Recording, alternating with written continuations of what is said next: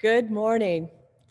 Good morning and welcome to First Unitarian Universalist Church of Columbus, our Sunday service online. It is so good to be with you. I'm Reverend Dr. Marian Stewart. It is my pleasure to serve this congregation as senior minister.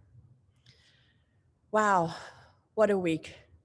We live in scary times and it seems like all the bad stuff of 2020 just doesn't seem to end. Somebody told me the other day it feels like, I don't know, December 40th, that last year just won't concede. But on the drive in this morning, I have to tell you that looking out over the frozen fields with the morning dew, frost, coming up off, it was kind of hazy.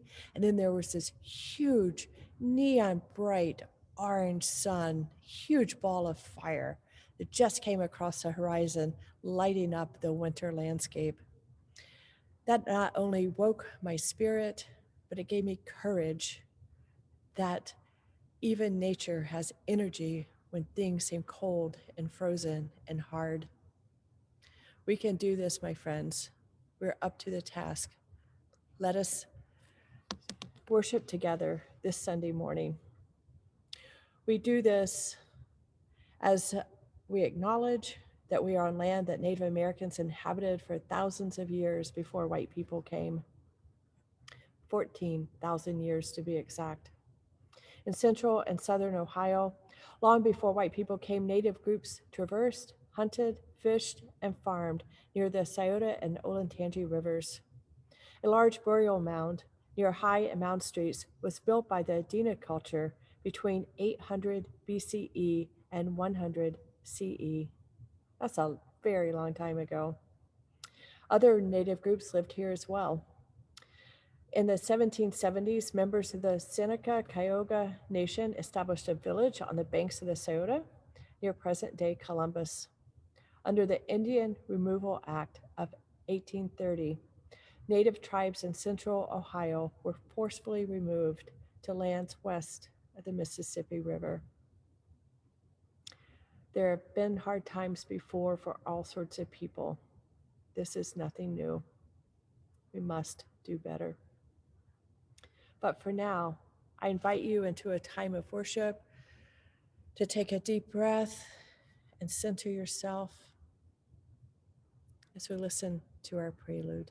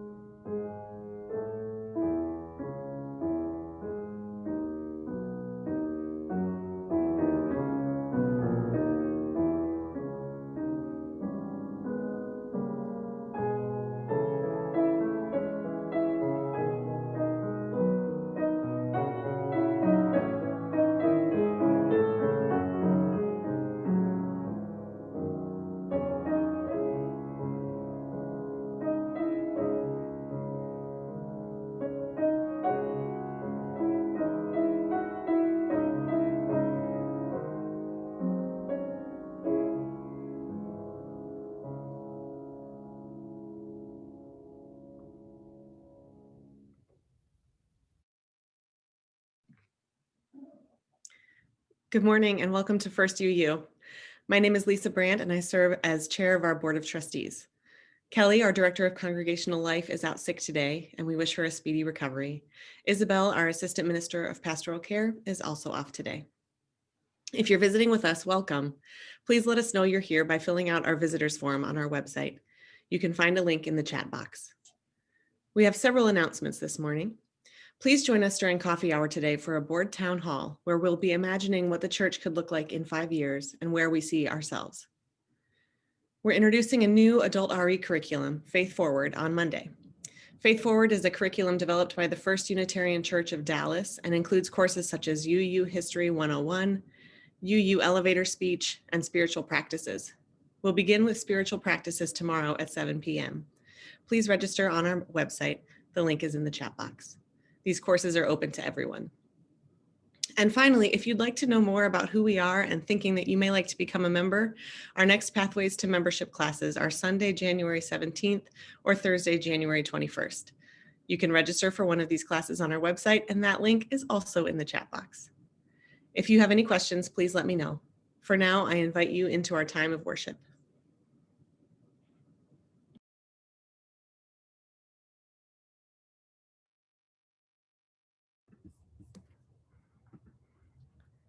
If you have your candle or chalice nearby, I invite you to get it so that we can light our chalice together.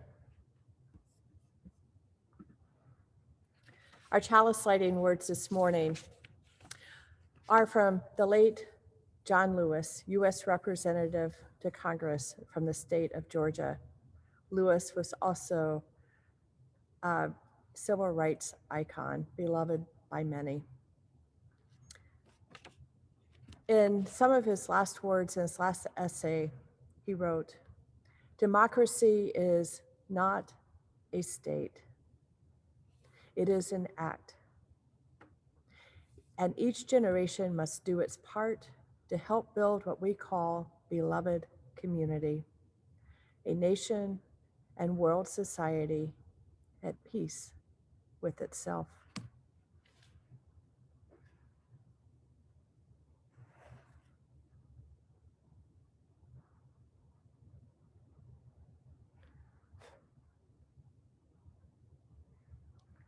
Our chalice is lit.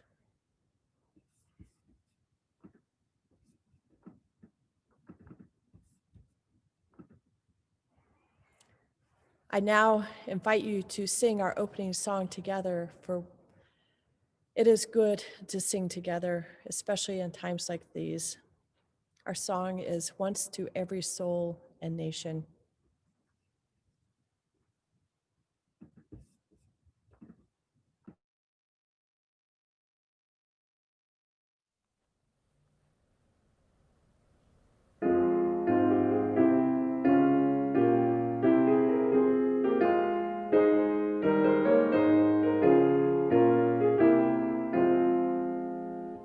Once to every soul and nation comes the moment to decide. In the strife of truth with falsehood, for the good or evil side, then to stand with truth is noble when we share its wretched crust, ere that cause bring fame and profit, and 'tis prosperous to be just. Though the cause of evil prosper, yet 'tis truth alone is strong. Though its portion be the scaffold, and upon the throne be wrong, then it is the brave one chooses, while the coward stands aside, till the multitude make virtue of the faith they have denied.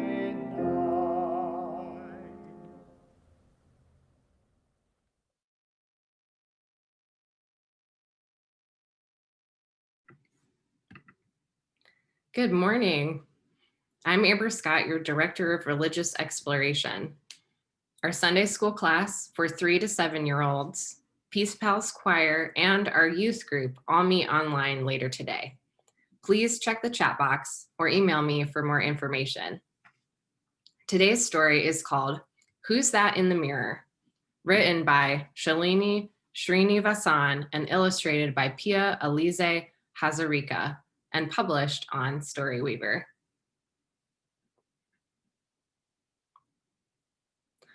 Mama had a new mirror.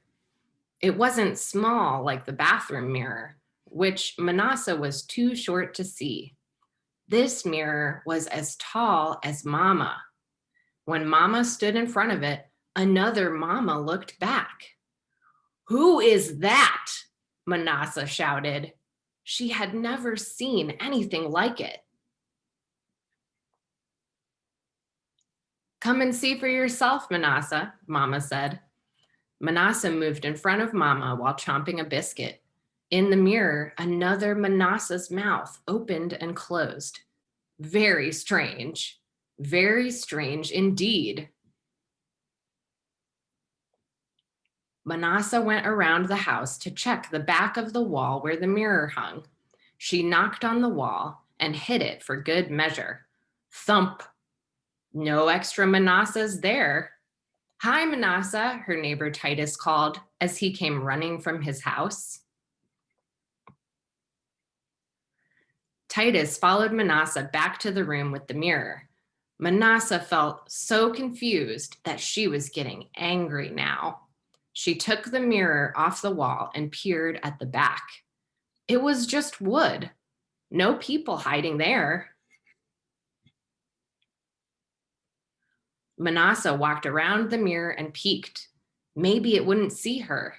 But no, there was Mirror Manasseh, looking sneaky as ever. Manasseh stomped towards Mirror Manasseh and lifted her leg high. Hi-ya! But Mirror Manasseh did the same thing. And she didn't look scared at all. "Oh, I don't like them," Titus whined. "The kids in the mirror don't seem very friendly." Manasseh tried to menace the kids in the mirror by swinging a cricket bat, but it slipped from her hand and flew, crack, right into Mirror Manasseh's face. Clink, clank, crash. Sharp bits of mirror flew everywhere, glass flashing and glittering. Poor Titus began to cry. "Manasseh!" Mama came running. "Don't move, either of you. Don't touch the glass, it's dangerous." Mama picked up Manasseh with one arm and then Titus with the other. She carried them away from the broken mirror. Then Mama calmly and carefully swept the glass up. "I was so angry," Manasseh explained later that night. "I just don't understand where Mirror Manasseh came from." Mama used paper and a pencil to sketch a picture of the mirror. "See how it works? It's just glass. The shiny layer on the back reflects light back to you. Bounce goes the light. When you stand in front of the mirror, it bounces you back as a picture." Manasseh looked at the drawing. Manasseh in, Manasseh out. "Like a ball," Manasseh said. "Bounce?"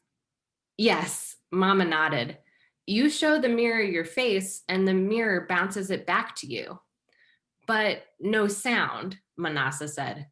Mirror Manasseh didn't speak. "No sound," Mama agreed. "The shiny part of the mirror only bounces light, not sound or taste or feel or smell." "So Mirror Manasseh won't be there in the dark, right?" Manasseh asked. "No, she won't. The mirror needs light to see, same as you do." Mama yawned. "Ooh." Aha! Manasseh was pleased. "So that's what Mirror Manasseh is. Light bouncing." "Mm-hmm," Mama agreed and fell fast asleep. The end. In this story, two children have never seen a mirror before and just don't understand how it works. Young Manasseh gets angry and tries her best to scare away the strange kids they see in the mirror. But things don't go according to plan, and she accidentally breaks the glass. Her mother keeps a cool head, acts fast, and scoops them both up and out of danger. And later that night, her mama calmly explains the science of how mirrors work. Fear and anger are very powerful things.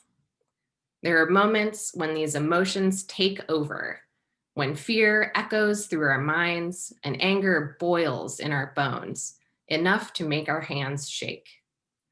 But reacting to uncertainty and things we don't understand with unbridled fear and anger can put us in danger. As Unitarian Universalists, our rich theological heritage includes choosing reason and protecting democracy. We are called by our values to make sense of this moment and to shine a light on things that may otherwise remain in darkness. Times such as these are often messy and may leave us weary and disheartened.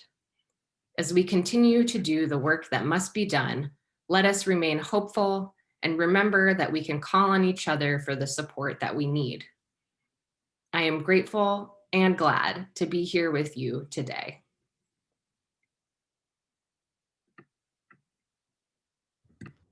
Thank you, Amber. The story of Amira is so true.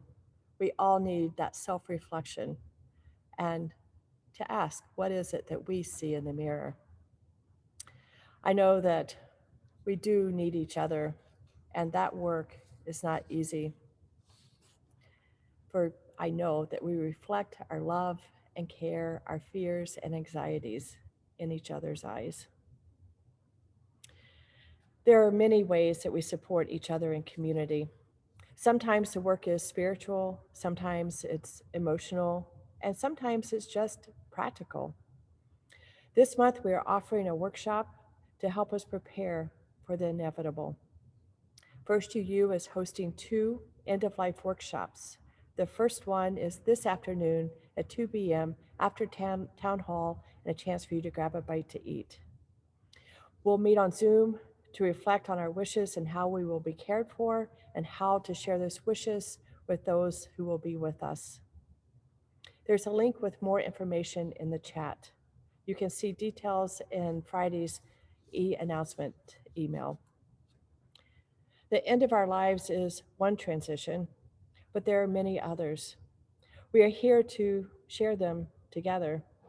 Later in our time together, we will honor these transformations during our caring meditation. If you'd like to share a significant event in your life, I invite you to use the chat box now and type in your full name, and in 10 words or less, I invite you to share your joy or your sorrow. Then select Send to Panelist. In the future, you are welcome to submit a request ahead of time on our website where you can ask for support.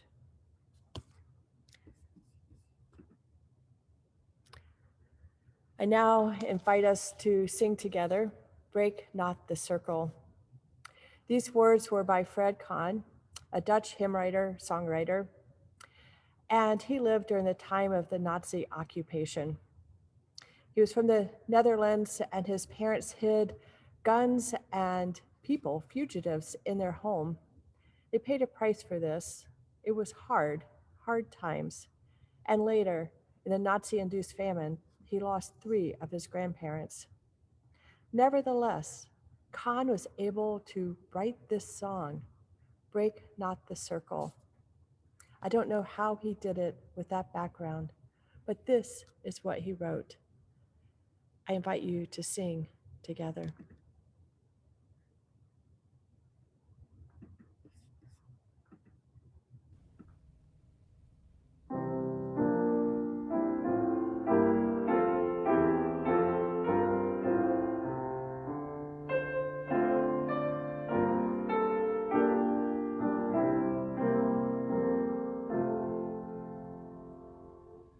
Break not the circle of the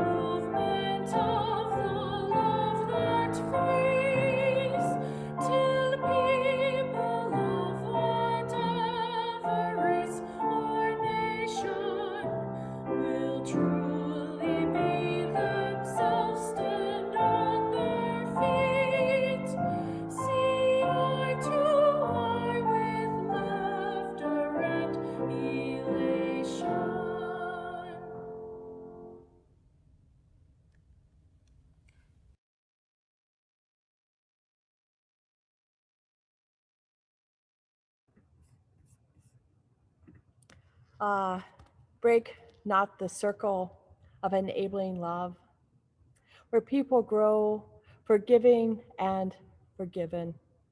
Break not that circle, make it wider still, till it includes, embraces all the living.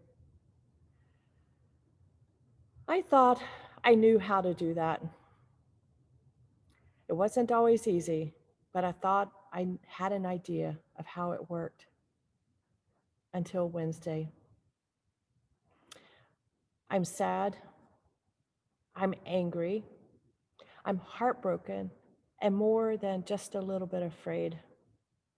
Insurrection has a way of doing that. It feels like our American circle is broken.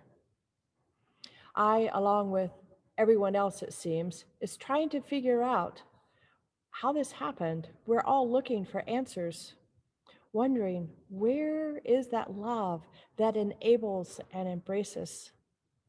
This feels more like hate, abuse, and tortured egos run amok. It's scary. Now, I know we've endured heavy political winds for the last 4 years, but Native American, African American, people of color, and other marginalized groups have endured this abuse for so much longer. It is no surprise that riot-ready police showed up in numbers and strength to quell, to address the Black Lives Matter movement and protest all across this land, even in Washington, D.C. But on Wednesday, the police were barely ready and equipped for what happened, even though they knew it was coming. A few police might have even helped the insurgents get into the Capitol. And reports have it that at least one officer took a selfie with an insurgent. One thing is for certain, our social contract that says how we are to be with each other and how we are to be governed has been eviscerated. The status quo of this is how we do things in America is screaming back at us in the mirror. We're wondering, is this who we are? Social unrest has been rising in recent years, from police shootings of Black people to rise in white supremacy. These tensions are not new. On some level, we've known about them for a long time, even since the founding of our country. But it didn't affect most of us. We were secure. Pushing the divisions even further, on Wednesday, our narcissistic president egged on his white devotees to take over the Capitol and forcibly strip our democratic processes away from a long history of a peaceful transfer of power. News coverage reports that the president, who was safe in a White House bunker, watched on TV. He watched the melee with delight. And then he wondered why others weren't so happy. Insurrection is not compatible with enabling love. But not everyone agrees with this. 74 million people voted for the president, voted for Trump. If I remember the number correctly, a survey late last week, said that 15% of these voters are still convinced that the election was stolen. And I heard this morning that 45% of these voters still believe that Trump should be president and support him. Thousands have been protesting. An unknown hundred stormed the US Capitol as well as state capitals and are posed to do it again. The next 10 days will feel like an eternity. Anything could happen. And I'm not sure that peace will really prevail after that. It's going to be a long haul. But you get all the details. You follow the news. The coverage is everywhere. While many pundits are rattling off answers, I'd like to lift up three threads that weave a narrative over time. It's important to understand that we, every person, us, we are a part of this system. It is the American way of life and culture, and it is broken. Here are the three threads. At this point, our social contract is all but void. Our moral imagination is bankrupt, and we have no idea what democracy really is. So, what feeds this brokenness?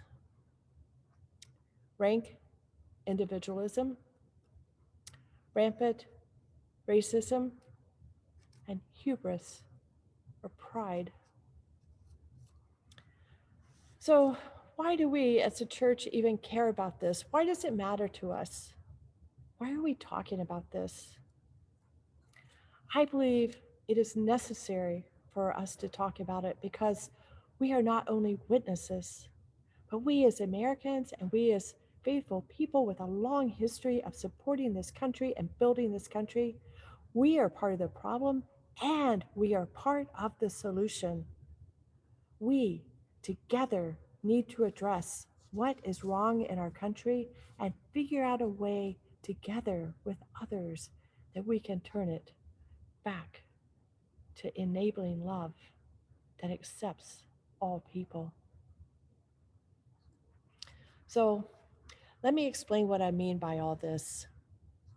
In the 17th and 18th century, a time when our founding documents were being written and codified, the political philosophy theory of social contract was being developed and formulated. Three prominent philosophers of the time, Locke, Hobbes, and Rousseau, wrote about these ideas, the state of human nature and the rights of the rulers and those subject to their rule. Societies and governments were formed around these basic notions. Although the root of social contract theory can be traced back to the ancient Greeks, the trio of philosophers focused on the tensions between the individual self-interest and the national consent. This included articulating the balance of voluntary consent with reasonable and useful government. From there, the essential rights of citizens was extrapolated. According to Britannica, theories of the social contract differed according to their purpose. Some were designed to justify the power of the sovereign, while others were intended to safeguard the individual from oppression by a sovereign who was all too powerful. I look at this contrast, this tension between the sovereign and those who are governed, as people are protesting the mask mandates for their own health, for the good of health of everyone. We see this tension everywhere. Our social contract is not settled. And while the current focus is on the events of last week, the larger concern is that the social contract we have historically agreed to is broken. It hasn't always been stated clearly to everyone, so it just rolls off the tip of our tongue, but it's known nevertheless, and it's broken. While it worked for many, for countless others, it was lethal. While the founding documents of this country had great and grand ideals, we lacked the moral imagination to make this social contract include all. We have never been able to overcome our racist past and present. White supremacy is in our cultural soup. It is being challenged yet again, this time by the Black Lives Matter movement, and counter-challenged by contemporary versions of the Klan. A part of our expanding imagination to widen the circle to include everyone requires an honest investigation into how our social, political, and religious structures have created, supported, and codified racism. For a very long time, we haven't been able to see past the cracks in the rose-colored mirror. Under the gross weight of mass inequality, rampant racism, and white supremacy, the only thing it could do was break.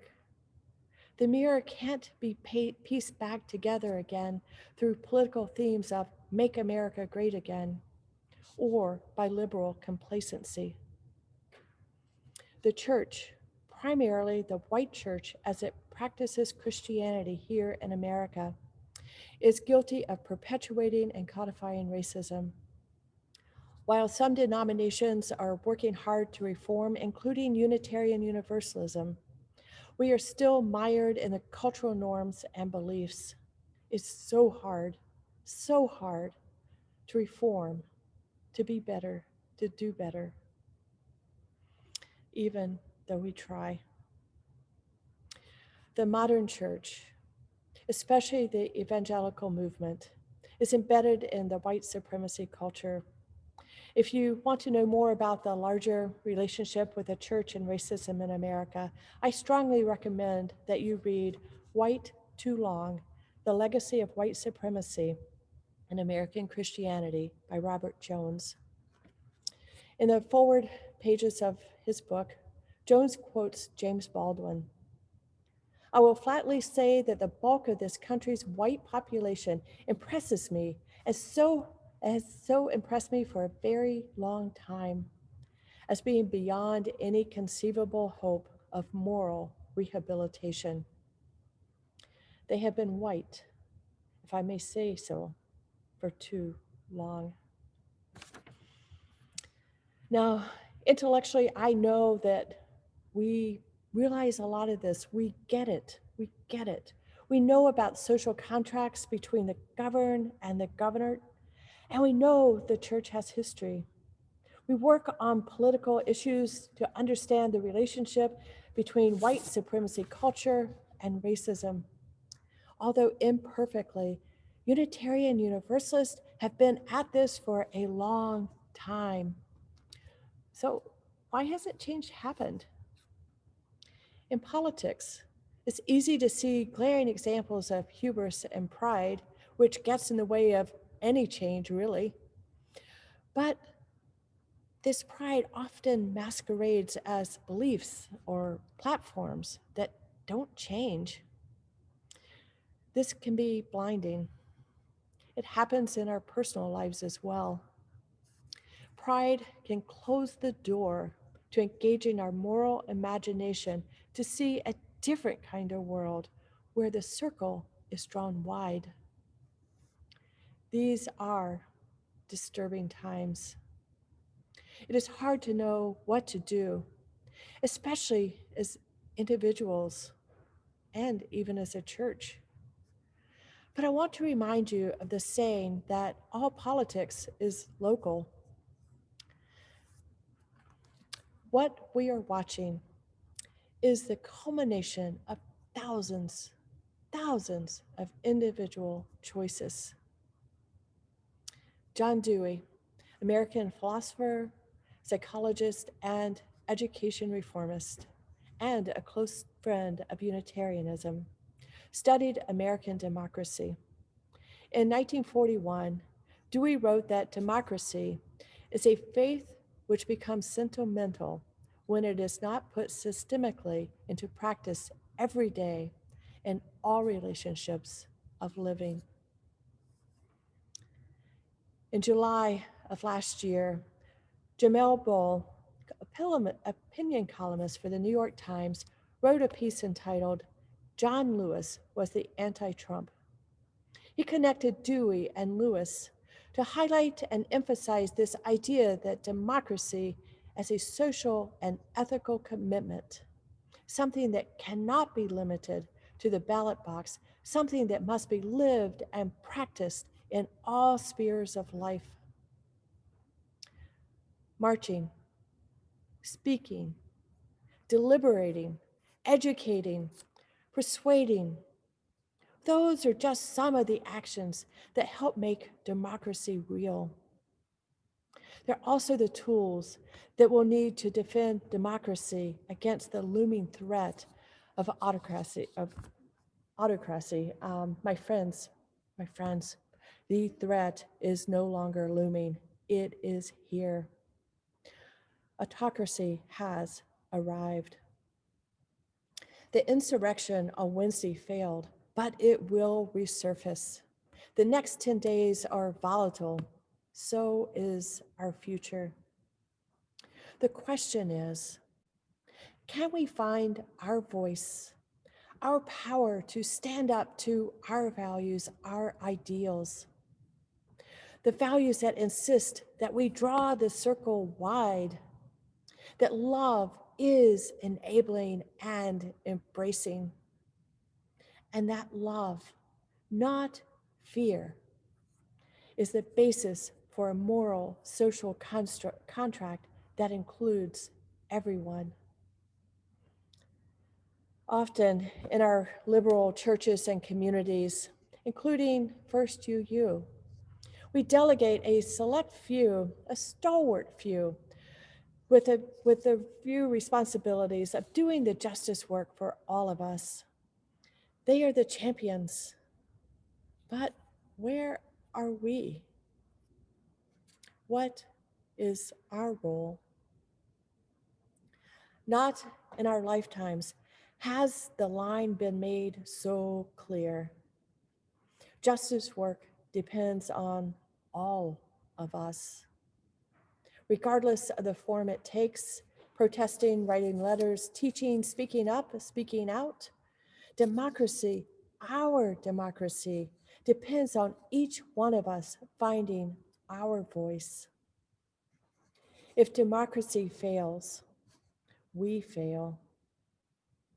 It is time to exercise our moral imagination to envision a stronger, more ethical union. We cannot do this in silence. Our voice cannot stay within our walls. If we can tamper our individualism and work together, we can have the power to uplift a nation, uplift our neighbors, and even uplift ourselves. And boy, do we so need uplift. My friends, our ideals, our values include the embracing love that includes everyone. It draws the circle wide. This enabling love allows everyone to thrive. This love shows up when we need it the most. Our democracy is renewed every day by everyone. Democracy depends on us. Find your voice to keep it alive, to keep it real. Find your power. Find our power. The power not of fear and hate, but the power of love that can build a nation where all are welcomed and valued. This is our job as individuals and as a church community.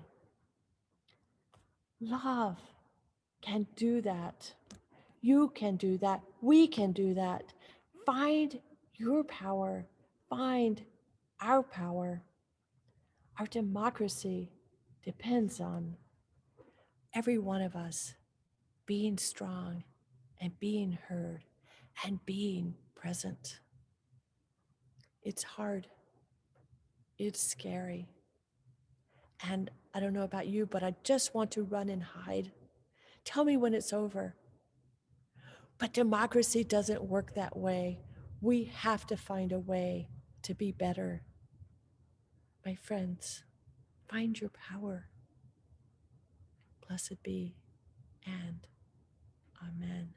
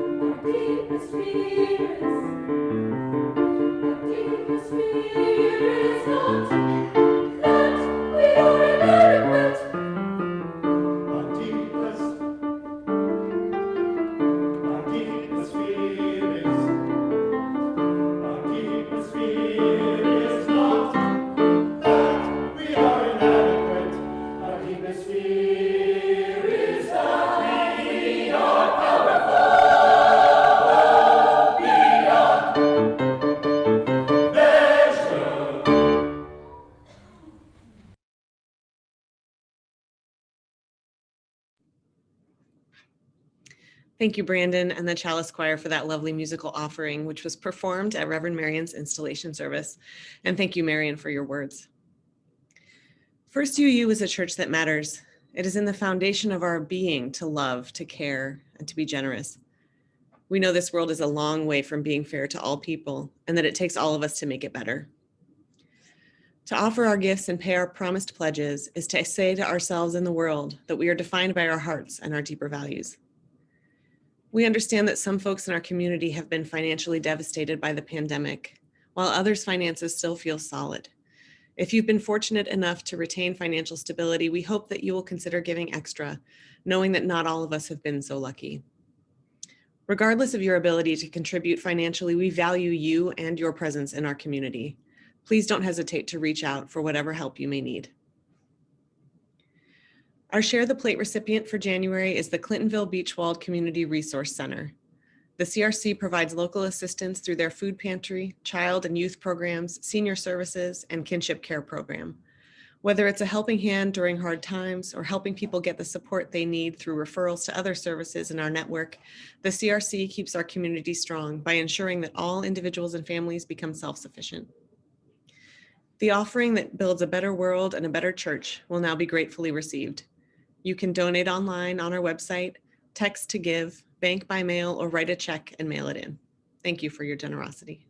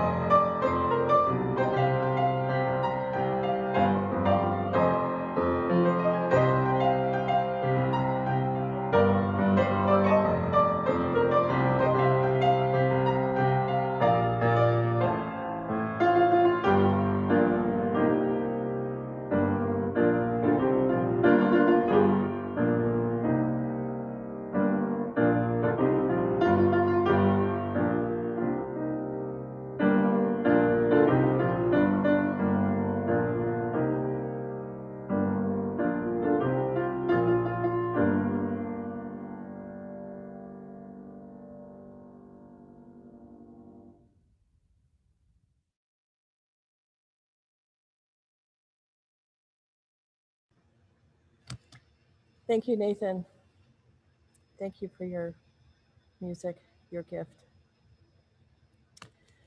As we move into our caring meditation, I invite you to bring forward your hopes, fears about your own life, to the lives of those you love, and to the state of our community, nation, and world. To begin our meditation, I offer you the words of Angela Ogantala. You can either think that the world is getting better or that the future will be much better than it is now. Or you can also think that the world is getting much worse. But that continuum isn't as important to me, actually, as this idea of, do you think you have agency in this world? This world that is either getting better or getting worse. As a community and as a nation and as individuals, our sorrows are vast. Our celebrations are sorely needed. This week, we have seen how fragile our democracy is and how fierce its defenders are. But we do not know what to do next. But it's also true that we have agency as we grieve the harm that was caused this week, as we offer thanks to those who continue to protect it. Let us hold each other now with dedication and hope, knowing that we care for each other, that care, our care, is an essential part of an ecosystem of care throughout the world. We are restoring that ecosystem, one prayer, one kind word, and one deepened relationship at a time. For our joys and sorrows this morning, we always begin with the caring cards that you submitted online throughout the week. This week, we have no public caring cards, but we do want to share our joys and sorrows with you. I invite Amber to share with you what you submitted on chat. These are the joys that you brought forward today. Chaz and Susan W. share the joy that they have arrived in Tucson safe and sound. And while they are currently quarantining post-travel, they are grateful that the sun is shining. I know a lot of you are grateful the sun is shining here in Columbus, Ohio today also. These are the sorrows brought forward today. Bob R. shares the sorrow that a family member is in the hospital with COVID and has been intubated. Our hearts are with you, Bob. Also, special thanks to everyone who joined together yesterday outside the James Cancer Hospital to safely wish Jessie C. happy birthday with signs and banners. May we hold these sorrows and joys and all those still unspoken gently in our hearts.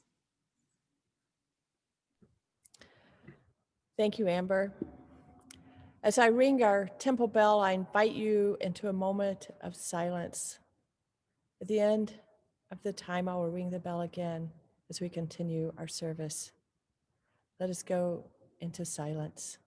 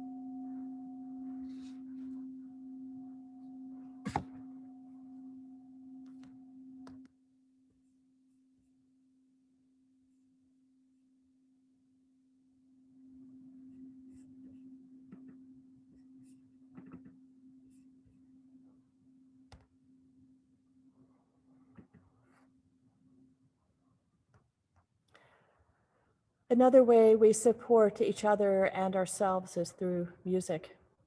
In so many ways, we live in uncharted times.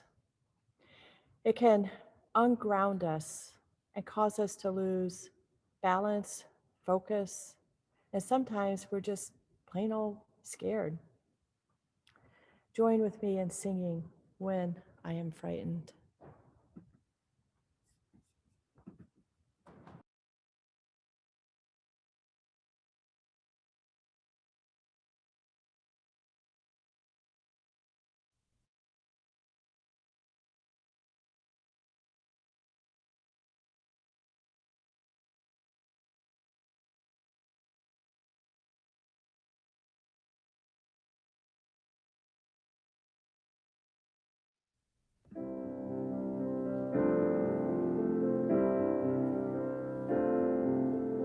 When I am frightened, will you reassure me? When I'm uncertain, will you hold my hand? Will you be strong for me? Sing to me quietly. Will you share some of your stories with me? If you will show me compassion, then I may learn to care as you do. Then I may learn to care. When I am angry, will you still embrace me? When I am thoughtless, will you understand? Will you believe in me? Stand by me willingly. Will you share some of your questions with me? If you will show me acceptance, then I may learn to give as you do. Then I may learn to give. When I am troubled, will you listen to me? When I am lonely, will you be my friend? Will you be there for me? Comfort me tenderly. Will you share some of your feelings with me? If you will show me commitment, then I may learn to love as you do. Then I may learn to love.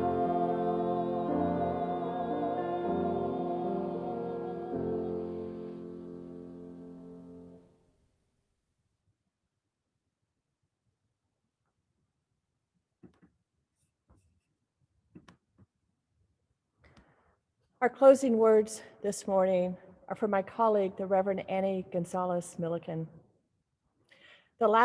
These are the last sentences from her powerful essay written earlier this week.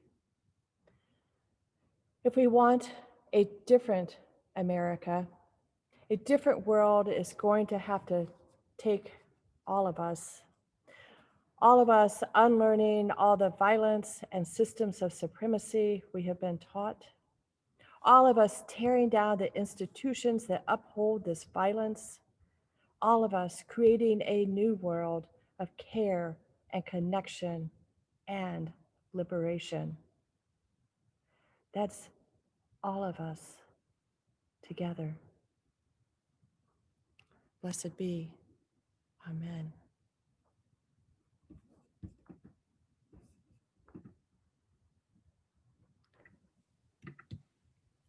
In the midst of our fear, anger, hope, and determination, let us sing together again. Please join me in singing, Love Will Guide Us.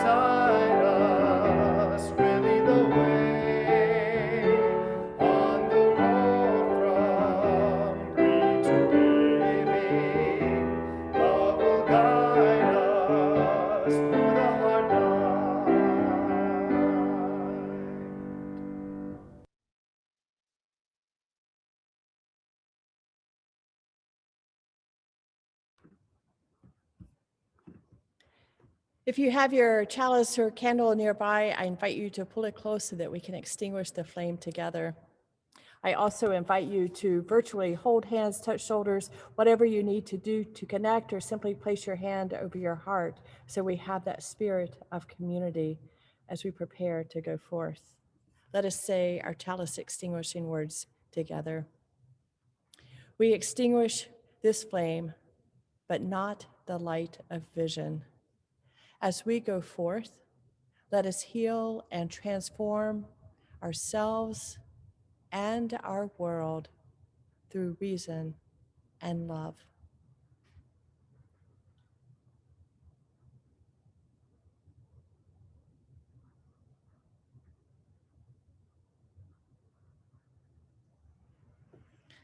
Our chalice is extinguished.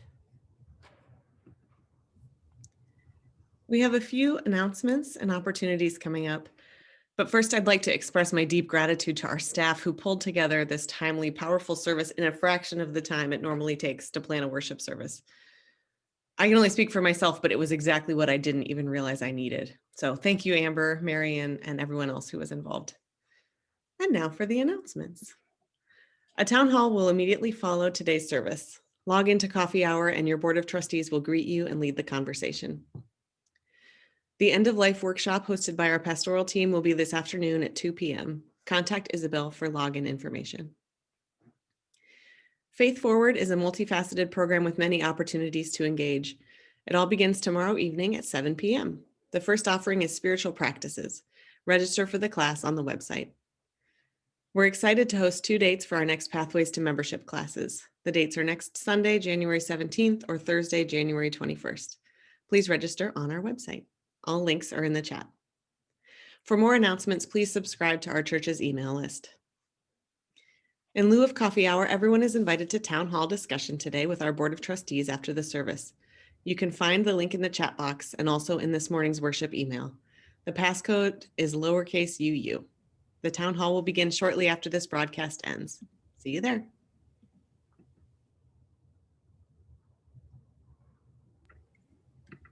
Today's worship service would not be possible without the time and care of many people. Thank you all. A very special thank you to the Chalice Choir for singing and recording Powerful Beyond Measure, and to Dr. Brandon Moss for composing the music for it. Many thanks to all of our wonderful musicians, and a huge thank you to our ministry team for the work they do every week to bring us a vibrant and compelling service each Sunday. Thank you.